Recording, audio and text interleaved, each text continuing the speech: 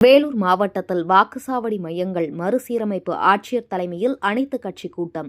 வேலூர் மாவட்டம் வேலூர் சத்துவாச்சாரியில் மாவட்ட ஆட்சியர் அலுவலகத்தில் இந்திய தேர்தல் ஆணையத்தின் உத்தரவின்படி 1200 வாக்காளர்களுக்கு மேல் உள்ள வாக்குச்சாவடிகளை பிரித்து புதிய வாக்குச்சாவடிகள் உருவாக்க வேண்டும் என்ற அடிப்படையில் அனைத்து அரசியல் கட்சி பிரதிநிதிகளுடன் ஆலோசனைக் கூட்டம் நடைபெற்றது.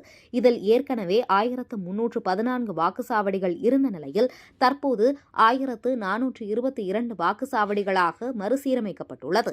காட்பாடி, வேலூர், அணைக்கட்டு, கேவிக்குப்பம், குடியாத்தம் ஆகிய 5 சட்டமன்ற தொகுதிகளில் இருந்து 28 வாக்குச்சாவடிகள் இடமாற்றம் செய்யப்படுகிறது. 108 புதிய வாக்குச்சாவடிகள் உருவாக்கப்பட்டுள்ளது. இதில் பொதுமக்களுக்கு ஆட்சேபனை இருந்தால் 7 நாட்களுக்குள் எழுத்துப்பூர்வமாக தெரிவிக்க வேண்டும் என கூறப்பட்டுள்ளது.